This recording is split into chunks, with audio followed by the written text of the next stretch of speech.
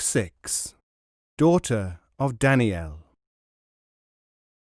The Afghans themselves proudly believed themselves to be of Israelite origin, and their own historians, as men stating an established fact, refer to them as Ben-e-Israel, the children of Israel.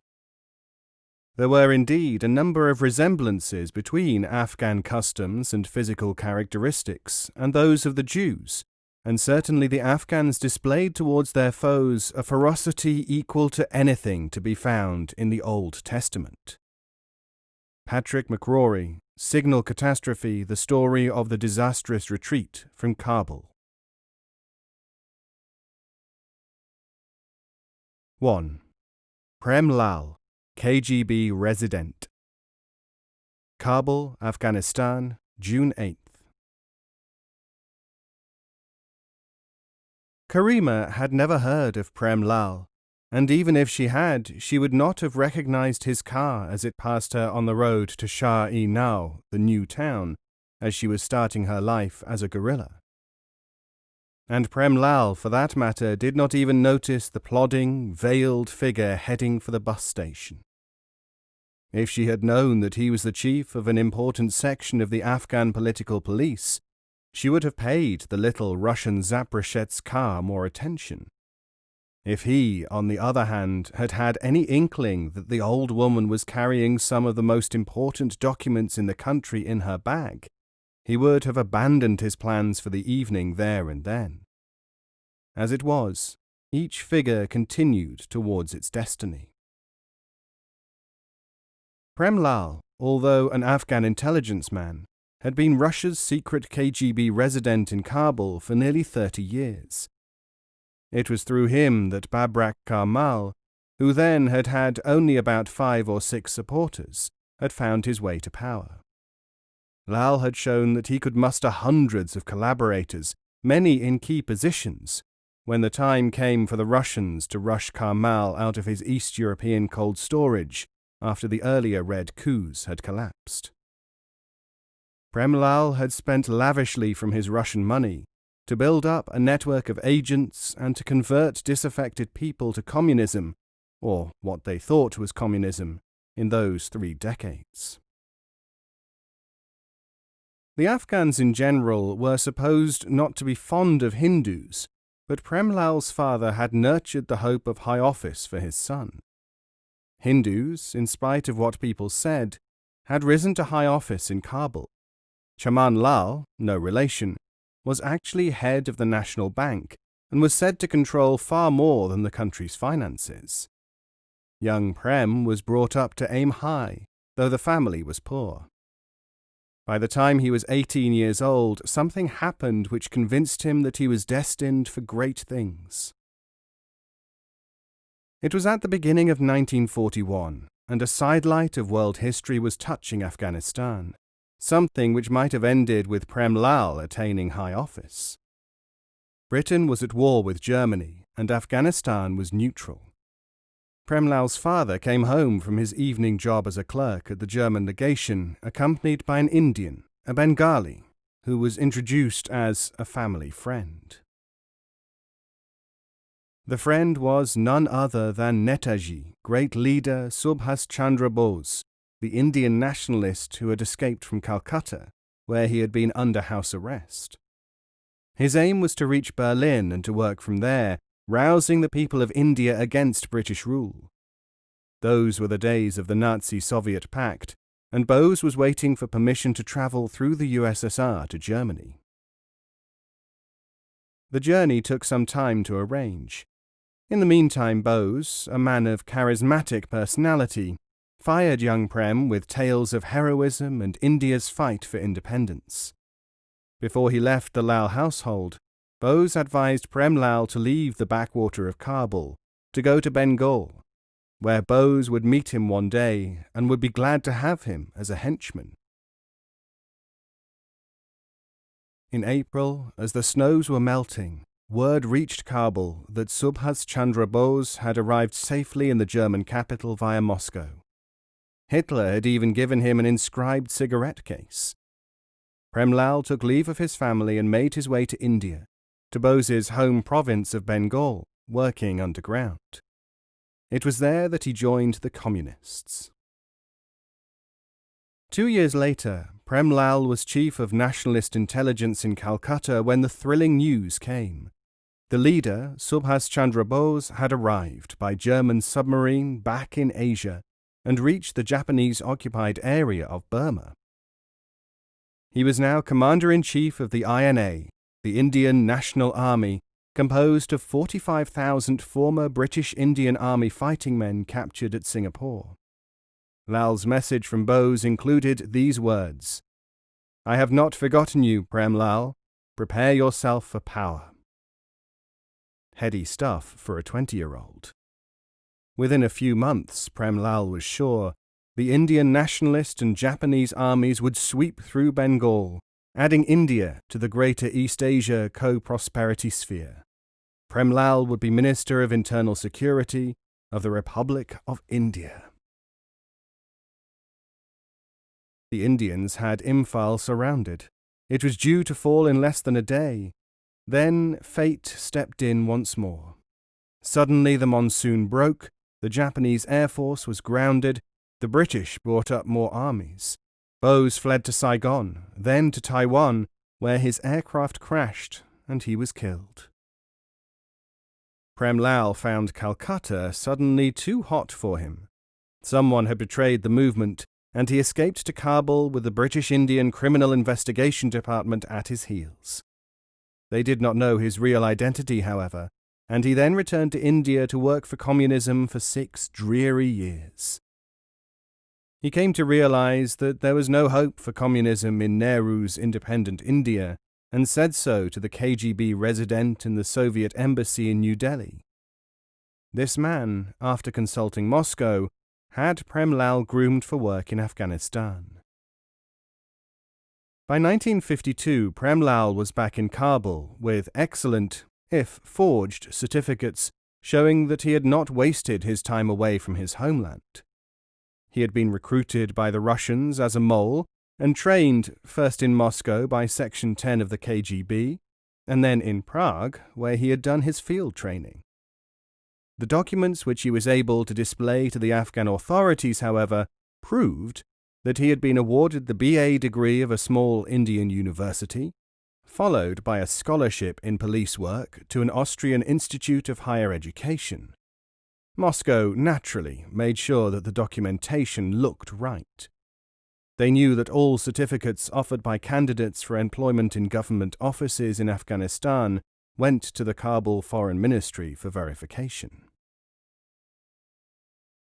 The officer there who was responsible for confirming qualifications was on the Soviet payroll. His job was to contact the Afghan embassy nearest to where any educational certificate originated to check it. Instead, he passed Prem Lal's qualifications to the Soviet embassy, who, already briefed, sent them on to Moscow. Once at No. 2 Jasinski Square, Moscow, better known as the Lublanka from the name of the prison in the same building, the papers were soon at the 3rd Special Section, responsible for all KGB illegal documentation. Within 2 weeks they were returned to Kabul via the USSR embassy, accompanied by the necessary certification, apparently stamped on them by the appropriate Afghan consular officials in India and Europe, testifying to their genuineness. Prem Lal was given a job in Kabul Police International Intelligence. This involved hardly any work at all. Afghanistan was a backwater. And the Hindu was aware that he would never rise much higher under King Idries Shah. But as the KGB man in Kabul, well, that might come to something in the years ahead. After all, he was only 30 years old. The communization of Afghanistan at that time was not one of the Kremlin's priorities, however important it may have seemed to Prem Lal. But, obeying his instructions to the letter, he spent the next decades doggedly finding mail drops, converting dissident students and idealists, who opposed the favoritism which they felt had invaded every aspect of official life and employment, and choosing likely candidates for leadership of the Afghan Communist Party. Because communism in Afghanistan meant totalitarian Russia, the party was called, instead, the People's Democratic Party. This party must have been the slowest growing one in history. For no less than 20 years it had only 6 members. By the time Prem Lal was 50, there were at the most 300. These were split into 2 factions: the Flag, Parcham, who were mainly Persian speakers, and the people, Khalq, who used the other national language, Pashto. Since Prem Lal was of Indian origin, neither a Tajik nor a Pashtun, both coteries looked on him with suspicion and disdain. But he held the purse strings, and much Moscow money flowed through his hands to the leaders of both groups. The Communists, using a tiny but deeply indoctrinated band of army officers, seized power in a military takeover in 1978 and made Taraki, Prem Lal's first choice in his secret dispatches to Moscow, President of the Republic. Within a year, between 300 and 700 communists had come into the open or had been converted. Most of them were probably opportunists. That may well have been the high point of their power. Thereafter, each faction's murder gangs hunted the other's assassins in city streets, and eventually hundreds of anti-party communists were jailed and hanged as first one element, then the other, gained the upper hand in government. That is, such government as there was. Prem Lal was not now popular in Moscow. He had exaggerated the power and unity of the Afghan communists. The Russians, as was admitted by some of their policymakers who visited Kabul, had blundered into the Afghan adventure for several reasons. Henry Trofimenko, a leading expert on East-West relations, claimed that the occupation was attempted because the Kremlin feared an American invasion of Iran. "We felt ourselves to be under pressure," he said.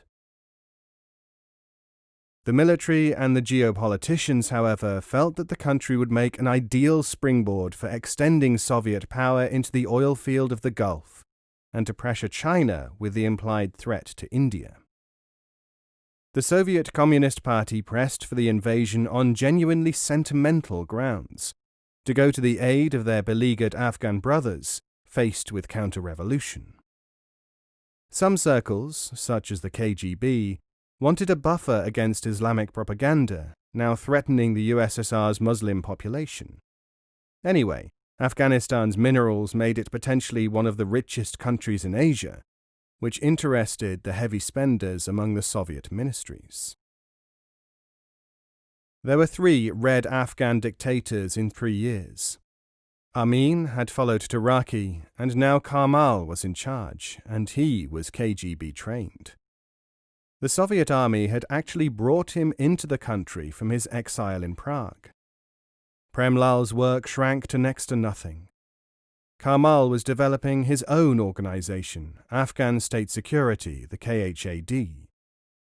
If it took over, there might be no Soviet resident, or else one would be sent direct from Moscow, a Russian, working from the Soviet embassy. Prem Lal badly needed an achievement to convince Moscow that he was both active and successful. Pondering these facts, Prem Lal had an idea. Moscow said that Zionism was behind the counter-revolutionary forces and claimed that Pakistan was infiltrated by Zionists. Prem Lal would find a Zionist nest, a Jewish network. And where to find such a thing in Kabul, Muslim Afghanistan? He knew.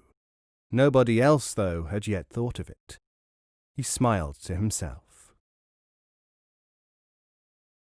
Ministry of the Interior figures showed that there were now 600 Jews in Afghanistan, mostly in Herat and Kabul.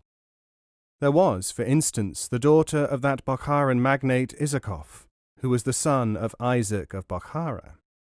Prem Lal had been compiling a dossier on her for some time now. She behaved like a Westerner, wore slacks, smoked, had a flash modern apartment in the new town, spoke foreign languages, and mixed with diplomats. Everyone knew that diplomats were spies. Spies always had accomplices, as did traitors and saboteurs. He drove past the imposing new buildings, the mansions, embassies, apartment blocks. Then he was there. One of the best apartment blocks in New Kabul, in the whole country, in fact. A quick check was KGB jargon for a meeting which should produce a private advantage for the officer involved. "You are not an Afghan at all, you know," Premlal said as he placed his worn leather dispatch case on the table. "We keep an eye on all you people." He stared at her.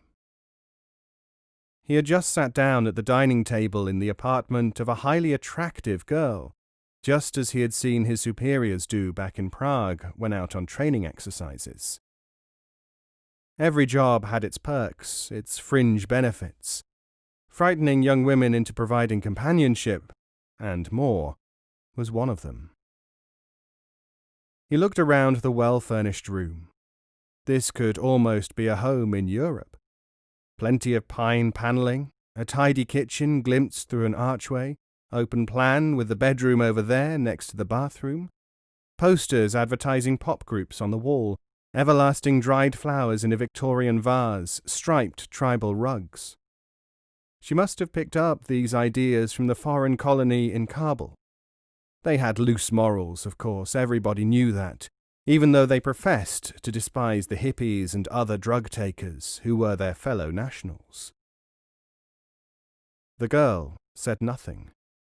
She was wearing her hair in a bunch, gathered on the top of her head, well-washed jeans and a fisherman's sweater over a roll-neck sweatshirt.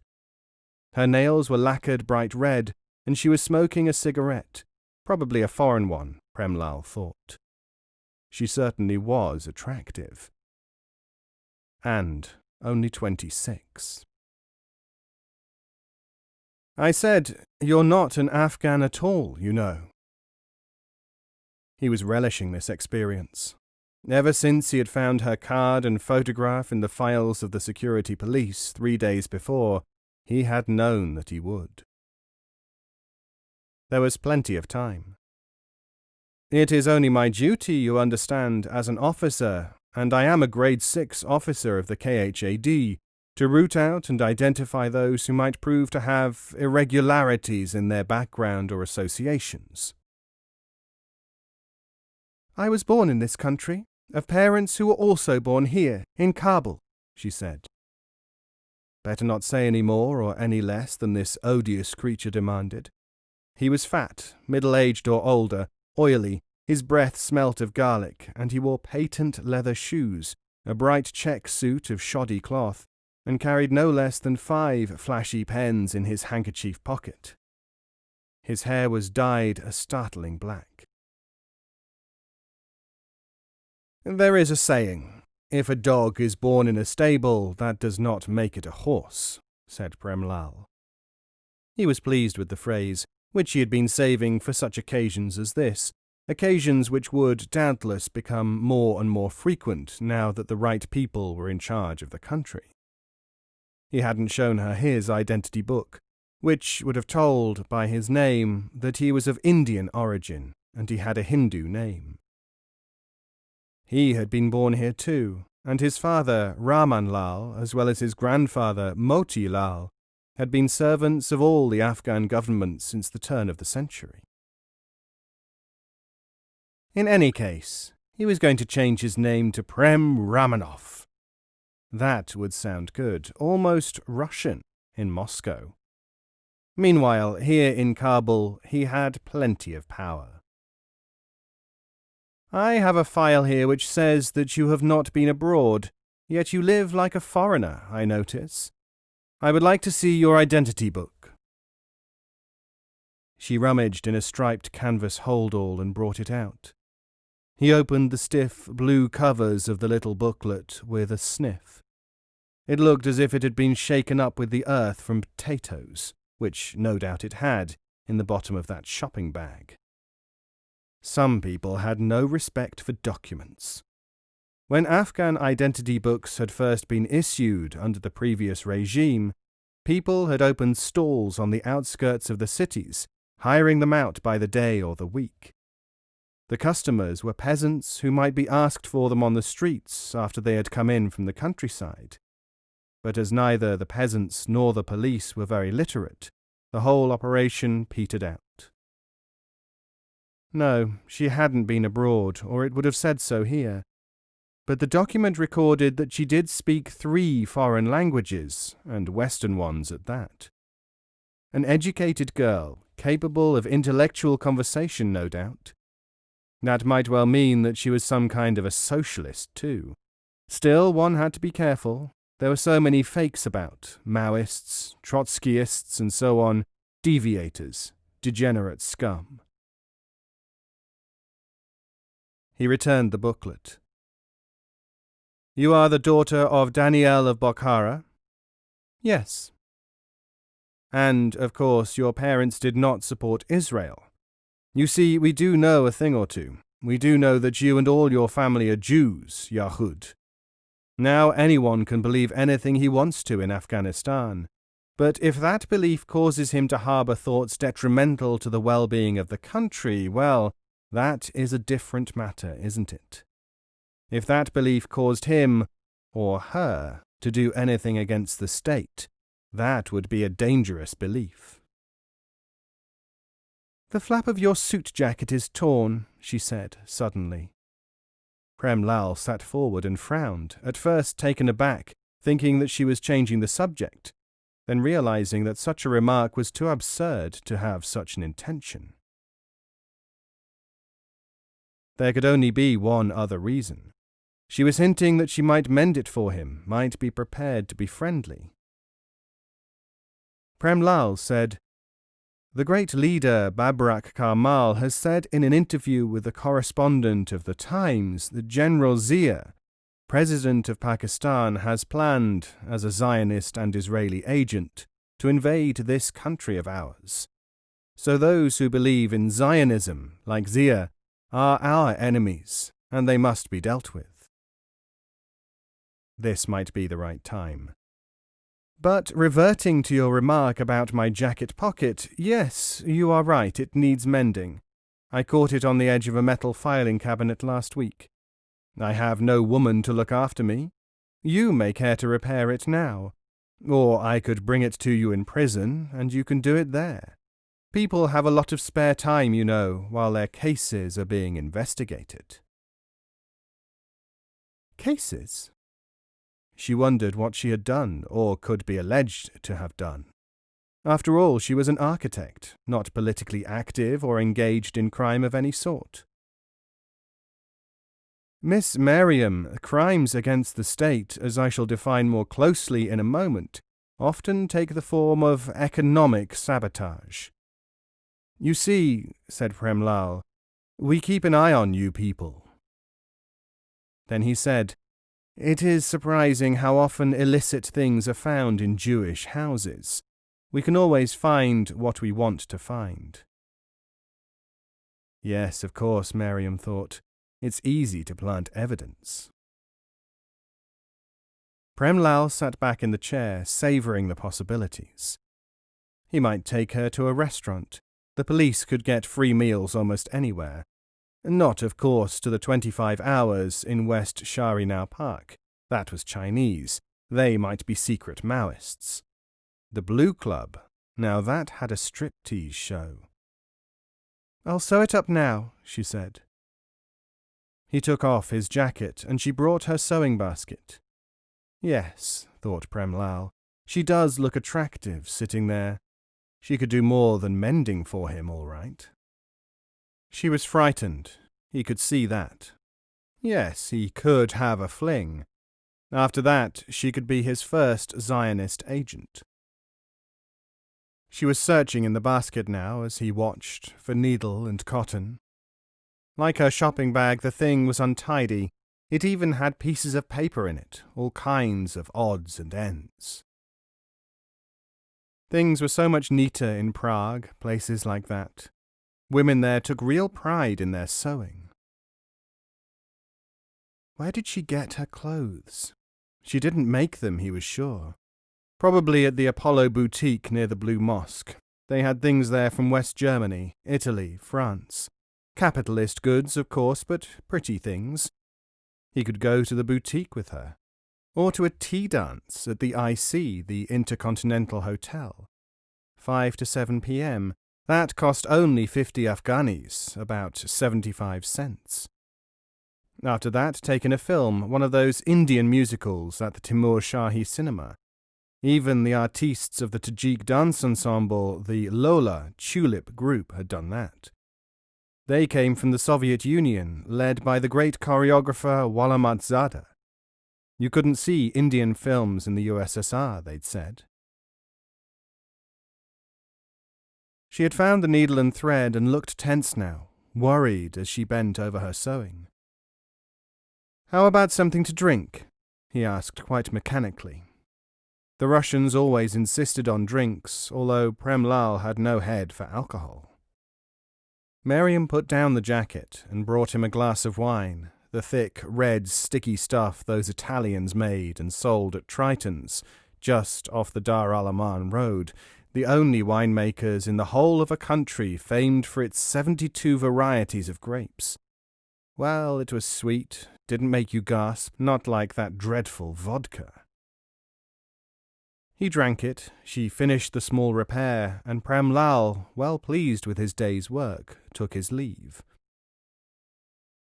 "I shall visit you again tomorrow, Miriam Jan, at about this hour. You may care to have a meal ready, something like lamb koftas with aniseed. I may be able to protect you, but can give no guarantee." An hour later, following an anonymous telephone tip-off that Prem Lal was carrying enemy money, a US $100 bill sewn into the flap of his pocket, he was garroted in the torture chamber of the KHAD's headquarters at Shashtarak. His end was tidied up with a death certificate which said, quite accurately, "Died from sudden inability to breathe, followed by heart stoppage." The call was traced, since even automatically dialed ones were logged in Kabul these days. But the trail ran out at the switchboard of the subscriber to Kabul 31851, the Intercontinental Hotel. The operator could only say that it had been placed by someone using a public call box in the lobby. Miriam knew that sooner or later someone from the Afghan KHAD, or from the Russian KGB, or even from GRU military security, would see her dossier, the one that Prem Lal had had with him. Then they would be after her, especially if he had left a report or memorandum. Early next morning she went into town without any real plan. There was nobody to help her, nobody in Kabul whom she could trust. Young intellectuals were either taken in by the regime, which promised so much and said the present terror was an interim measure, or had no contacts among the ordinary people of the country. Westernized city folk had disregarded everyone else for too long. In any case, Prem Lal had said, "We keep an eye on all you people." Some other town might be better, nearer a border perhaps. Mazar was too close to Russia. Herat only led to Iran. Kandahar might be too far from Pakistan, their nearest neighbour. Where else was there? She looked in the window display of Bakhtar Airlines, the Afghan internal carrier. "Fly in the new Yak-40s, the Soviet wonder jets. Fly Bakhtar to Mazar, 50 minutes, to Herat, 70 minutes, to Kandahar to Kunduz." Kunduz? On the military road to the Soviet bases. 27 passengers in amazing comfort, flown by Afghans at over 8,000 meters up in the sky. Those Yak-40s, passenger aircraft, had been adapted for war. Kandahar, Mazar and Herat, when the people rose up against the Russians, had been bombed and strafed.